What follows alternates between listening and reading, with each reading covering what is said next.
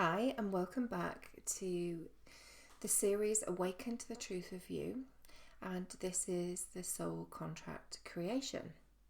And I am Amanda Farah, a soul alignment coach with 20 years' experience working one-to-one and in groups, helping to teach and to heal from a spiritual perspective. So let's get started. So every soul has a soul contract. And in fact, the soul contract that the soul is created from begins with a discussion between God and the higher self. Now, when I say the words God, I want you to feel into the truth of you and allow that energy to flow through you. For I know and understand that this can cause and generate quite a lot of low vibration in people. Because of what you've experienced and what you've known in the past. But please know that this, just feel into that truth of you and try and remember that God is all loving and the energy of God is actually it's just pure love. And just feel that now and just allow any feelings of low vibration that is generated to start to leave your physical body now as I help you with that, if you allow it. So God and your higher self have a discussion and they have a chat about the overall purpose of the soul that they're creating. And if you want to know more about the soul creation, go ahead and have a listen to or watch the video relating to the creation of the soul. And the soul purpose is decided upon within that soul contract.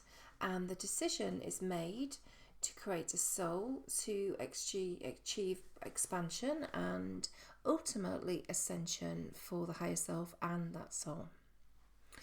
So once the soul is created and you've agreed in principle to be physically incarnated, because you do actually have a choice. Once you're created and you're whizzing around all wonderful and brand new, you can, once you get to grips with and understand the essence of what the soul contract is and what your soul purpose of being incarnated physically is, you get to say yes or no. And some energies and some souls say no, they don't want to be physically incarnated, and that is your choice. And then a new soul contract is created and off they toddle into the rest of non-physical and live an eternal life, enjoying that eternal life, doing whatever they choose as per their soul contract. But you said yes, like I said yes. And because we said yes, we are revered by the rest of non-physical. And you are asked many times through your soul contract as to whether you want to continue. And you have then the choice to say no at any point. And you then, once you've said yes, you can start including extra things that you want to achieve, that you want to experience. That ultimately brings together and allows you to achieve that soul purpose that was agreed originally with your higher self and God. And then what also happens is that you have cross-aligned soul contracts. So these are the type of contracts that are created between you, God, and the souls that you've asked to be involved in your physical incarnation. Because every single being that you encounter has to have agreed to be involved within your physical incarnation. Just feel into that now. Feel the understanding and remembering of that now. We also have attached to us our non-physical team, and they have aligned soul contracts. So they are aligned to how we are expanding and evolving, and they have a soul contract to be helping and supporting us in our mission, in our soul purpose. So within the soul contract, in our personal soul contract, we often involve both dark and light paths.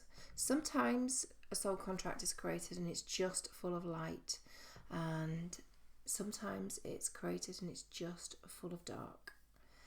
So definitely let's think of a full of dark. Amy Winehouse comes to mind. Smidgens of light. But she took on a task. You know, she really was experiencing a lot of darkness. When I say darkness, I mean low vibrational feelings of anger and hate and lack of worth, self-loathing. And there were glimmers of light for her. And ultimately what happened for her to release all of that resistance was her to transition. Very sadly, at such a young age. So in all our soul contracts, we have pre-manifested points that absolutely will happen no matter what. But we also have predetermined points.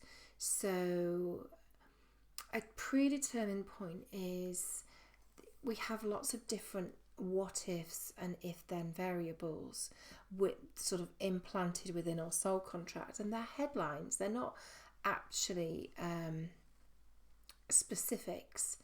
That's down to free will. But the predetermined ones are, if, for example, if X happens, then something else will happen. But if Y happens, then something else happens. And we're happy with either, because we're going to achieve whatever we need to achieve in terms of our soul purpose by experiencing either. And to be honest, there can be thousands, if not millions of those. So what is involved in the soul contract is sexual orientation, what you're going to look like in terms of your physicality, what religion you're going to be a part of. These are all can be predetermined and pre-manifested. The family dynamic, the ethnicity, excuse me, I'm tongue-tied, ethnic makeup, that's better. Whether or not you're going to be adopted or whether or not you're going to be fostered, that is all included. Whether you're going to have children, and I know this is going to be tough to hear, so please allow me to just, if this has happened to you, if you've had a miscarriage, if you've had an abortion or a stillbirth, just allow me to fill you with balance now. All you have to do is say balance, and I'm going to share balance with you now to allow you to feel into the truth of you, to know that this is the truth, that it was actually soul contracted. And as painful as that sounds, it truly was. I'm going to do actually a masterclass on miscarriages and stillbirths and abortions and actually ectopic pregnancies as well, because it requires a lot of tenderness and loving support, and there's time for a new understanding about this, because in reality what's happening there is a brand new higher self soul is being created. But more to come on this, and if that is something that you have experienced that you're struggling to overcome, then have a look and get onto the Baby Manifesting Club VIP list, because there's going to be quite a lot of information on that to help you and support you in healing from that experience. And there is one or more awakening moments, sometimes many awakening moments, that are actually input within your soul contract. With regards to the dark path, you will have predetermined experiences that are there, that you've laid out, that will lead to you labeling them as fear, from a fear perspective. And fear, when I say fear or love labeling, what I mean is it's a headline. It really denotes a fear and dark. It's the same thing. It denotes a lot of low vibrational energy. So you're creating sadness, you create lack of love or feelings of disappointment, anger, shame, guilt, self-disgust, rage. You know, the emotions go on. All of those feelings that really feel horrendous, that some events will trigger in you, and you will then label that event as fear labelled, and every time you think about it or you're reminded of it or you're triggered by it, you will generate and constantly regenerate those low vibrational feelings that originated from that moment when you were in that experience originally. And then we have a light path that some people will include fairly early on in their contract, and some others will include later on, and sometimes they don't include it at all, but many times it's involved. And sometimes you will have a dark and light path flowing next to each other. You can just hop onto the light path and never have to go back to the dark.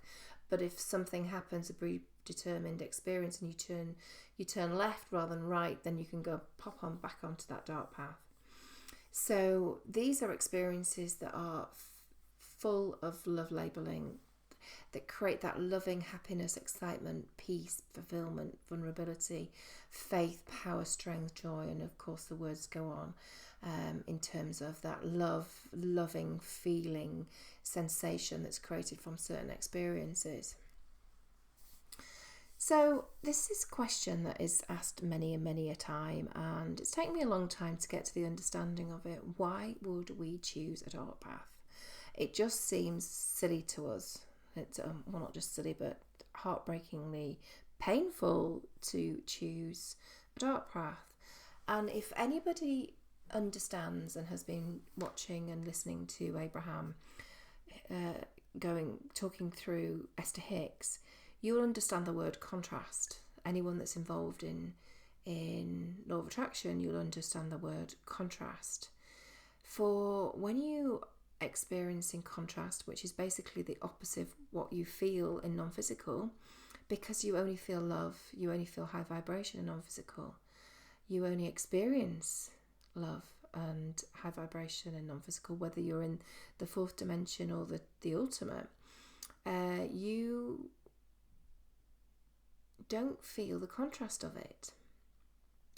However, here in physical, we can feel the contrast of it because we actively choose to forget. 2 weeks into, just before we actually are born physically, so most of the time when we're actually in the womb, we remember who we are. We remember how amazing and what physical being we are, we are connected to our higher selves. But then 2 weeks before birth, just about, that disconnection happens in a way that we forget. So when we're born into this physical world, we're not consciously whole unless we pre-plan that.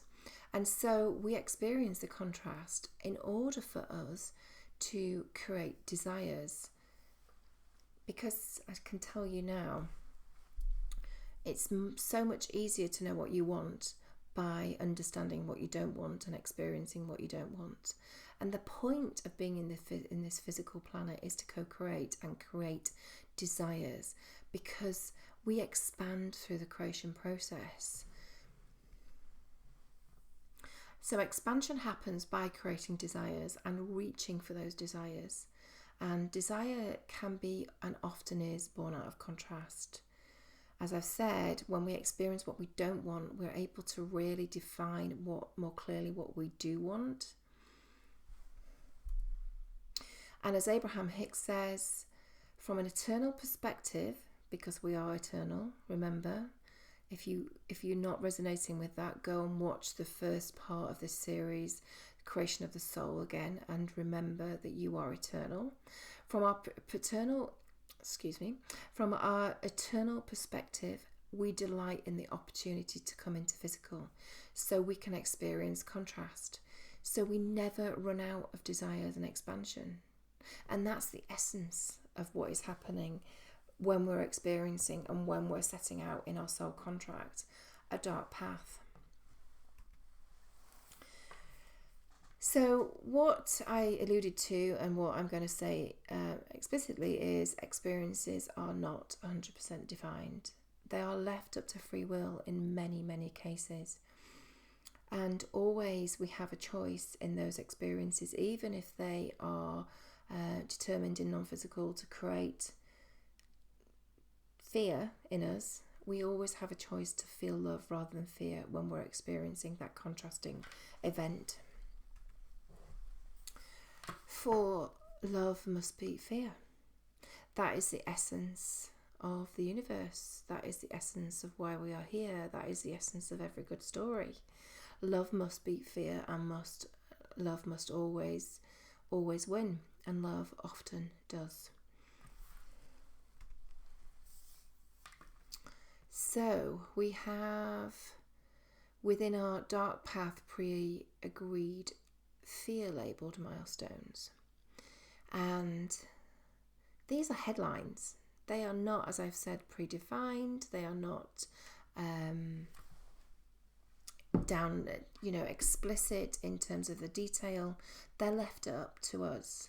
So, for example, you can have a disconnection from a parent. I personally had disconnection from family, which was really interesting because over my life I have had so much disconnection, even though the early part of my life was very connected to my family.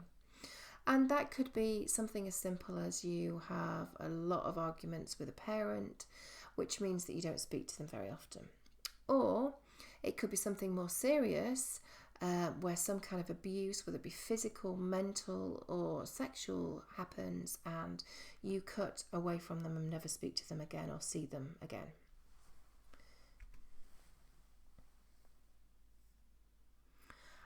There are also pre-agreed milestones that are specified, but again, the actual detail isn't specified. For example, an early death of a person can be specified due to a terminal illness, addiction, or accident. And every aspect of the potential of that death can be implanted within and put into the soul contract. I'll talk more about that in a minute. As I've mentioned before, miscarriage, ectopic pregnancy, stillbirth, and abortion all are soul contracted, always, because they have to be, because you're creating a brand new higher self soul when you have those experiences. And again, if that is something that you're really struggling with, I will be doing a lot more work around this in terms of helping people to heal, women to heal from these experiences so that they can go on and have a healthy pregnancy and give birth to their precious little one that is waiting for them. So in terms of this pre-agreed fear-labelled milestones, you can also have debilitating illness as part of your soul contract and potentially a disability, but it doesn't have to be, and it generally isn't specified. And then there is the wondrous light path, and so often a soul will agree to undertake elements of suffering at the early part of their life in order for the wonder and the magnitude of this light path that they have laid out in front of them.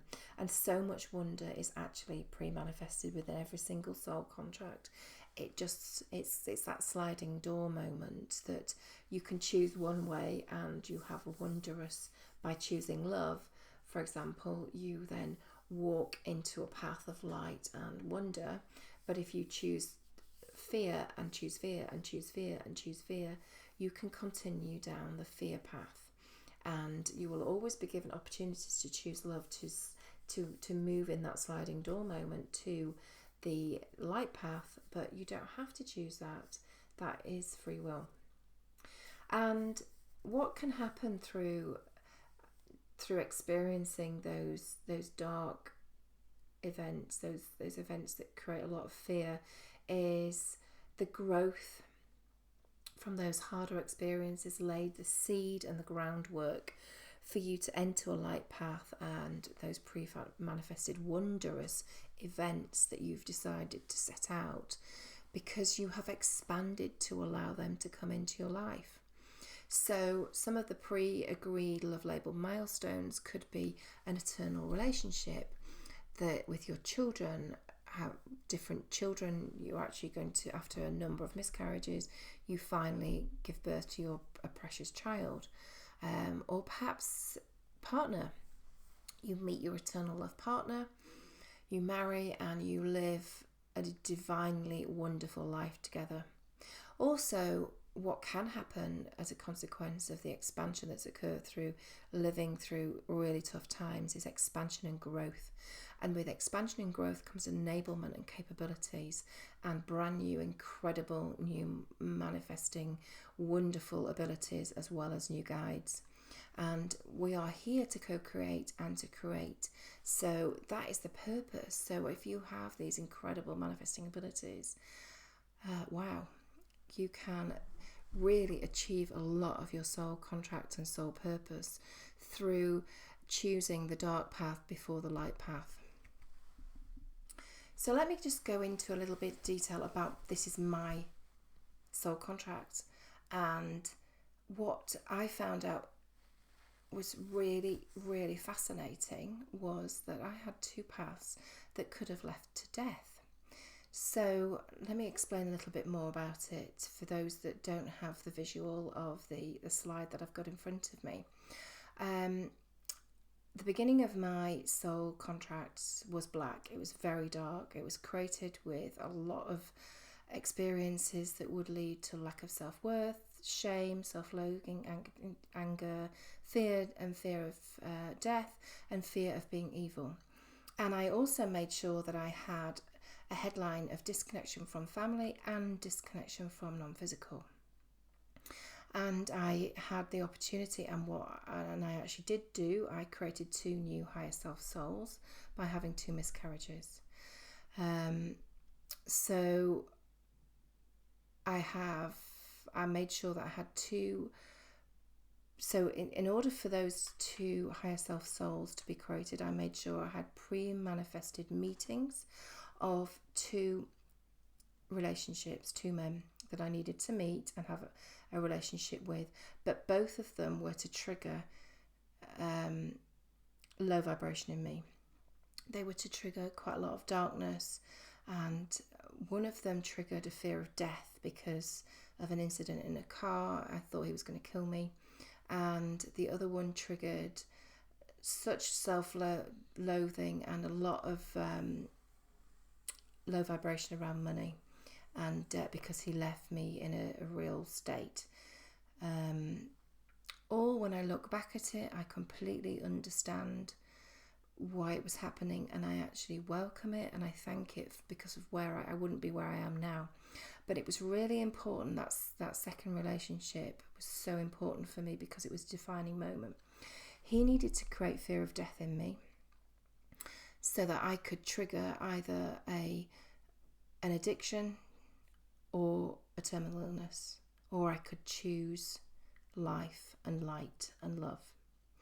And ultimately, after 2 months of drinking 2 bottles of wine a night, I was on the path to addiction, which could have led to death through that addiction or some kind of terminal illness because of the amount of alcohol I was drinking. But I decided to choose love, and I still remember the moment. I pushed the alcohol away and I went inwards, and I went back to the experience that triggered that death, that feeling of death and the anger towards him, and I resolved it and I chose love. And that took me into a grey path, which has ultimately taken me into the wondrous path that I'm in now, because that relationship ended, which was the best thing that could possibly happen. But what was so fascinating with that is that he went on to meet somebody else. It was obviously within his soul contract to have a partner die young, because he ultimately, his girlfriend, who became his wife towards the end because she got breast cancer, died within 18 months of meeting him.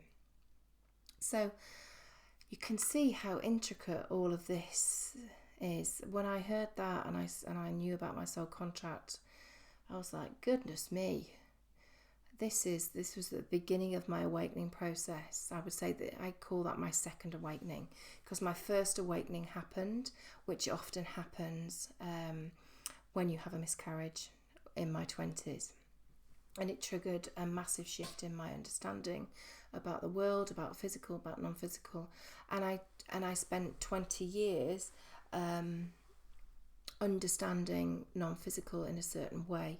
And the last 5 years, I now understand the truth of non-physical and the truth of spirituality, rather than the old mistranslated way. So now that I have the wondrous light path ahead of me, the manifesting abilities and the financial abundance is flowing in, my family relationships are fantastic, I am now consciously whole. When I communicate and understand anything that's happening, I connect straight into my higher self and my non-physical team. I work with them. They are helping me now.